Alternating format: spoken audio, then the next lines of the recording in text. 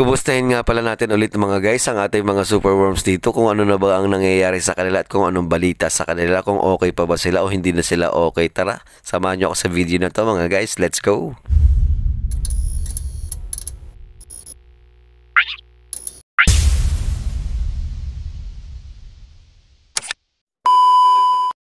Yo, what's up mga guys? Ako nga pala si Jack Sparrow at ang hugakon, host laon, pero mahigos sumiba.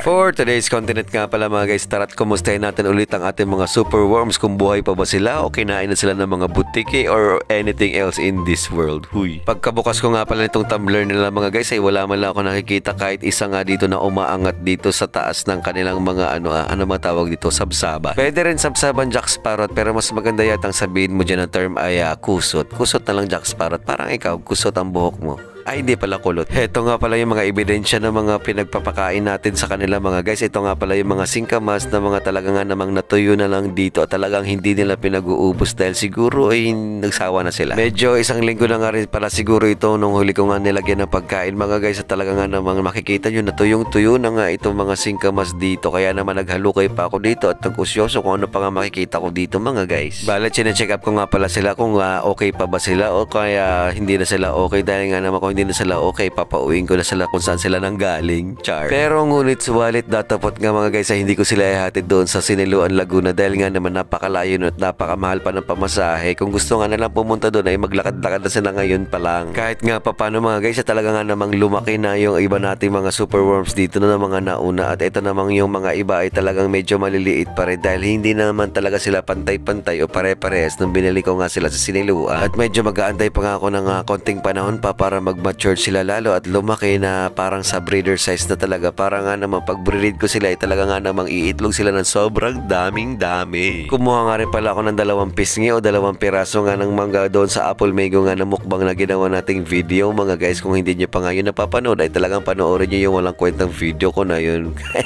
Wow, proud na proud ka pa. Gusto mo pa panoorin sa kanila eh, sinabi mo na nga na galing na sa bibig mo na wala naman pala yun kwenta. Pero mga guys, baka naman ma-entertain kayo sa pag-voice over ko doon, kaya naman ay panoorin nyo na rin, kayo naman eh.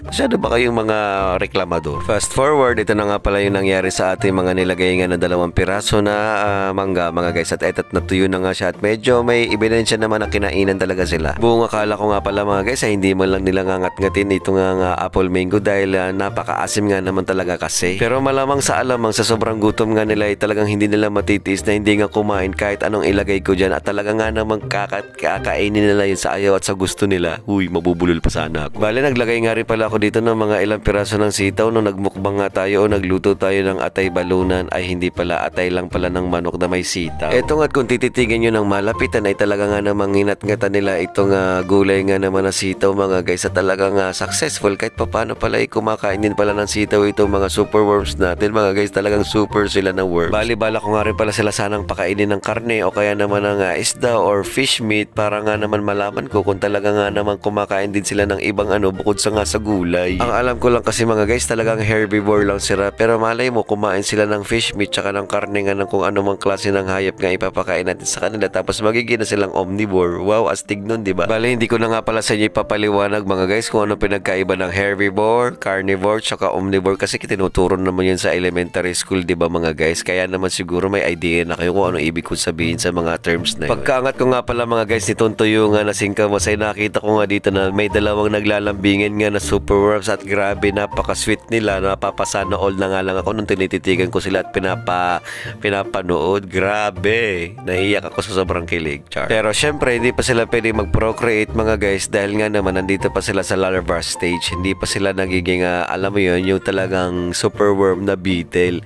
Kaya kung mga guys hindi nyo pa nakikita kung anong itsura ng superworm beetle ay talaga nga namang abangan nyo sa aking mga susunod na vlogs. Sa mga wala pang idea at hindi pa nakakaalam ay huwag nyo na muna mga guys i-google para naman dito nyo na lang abangan sa vlog ko naman. Grabe naman kayo. Pag ano nyo naman ako para naman sumikat naman yung mga vlogs ko at dumami naman yung following ni Jack Sparrow. Ang buong akala ko nga mga guys ay talagang naubos na nila yung isang maliit na piraso nga ng apple mango na nilagay natin ng mga nakarang araw, at eto at nakita ko nga na may mga ngat-ngat din dito kahit papano. Talagang kumakain at kinain din naman talaga nila at tinikman. Astig nga at ginawa na nga rin pala nilang tambahin ito nga mga tuyo na nga mga singkamas singkamas dito mga guys. Hindi ko alam kung tinatambayan ba nila ito o gusto nilang kainin. Kaso nga lang ay tuyo na. Kayo talaga mga guys. So grabe kayo. Kung kailan nga natuyo na sa kanyo, gusto nyo nga kainin yan at gabgabin. Anyway, wala na nga akong pakialam doon. Kung gusto nga nila yung kapitan at tambayan nga yung tuyong singkamas dyan, Jack Sparrow. Kaya hayaan mo na sila sa buhay nila, in their life, in their self to die tonight. At sobrang tuwa ko nga mga guys kapag nakikita ko nga na ang tataba na nga nila dahil nga naman nalalapit na sila sa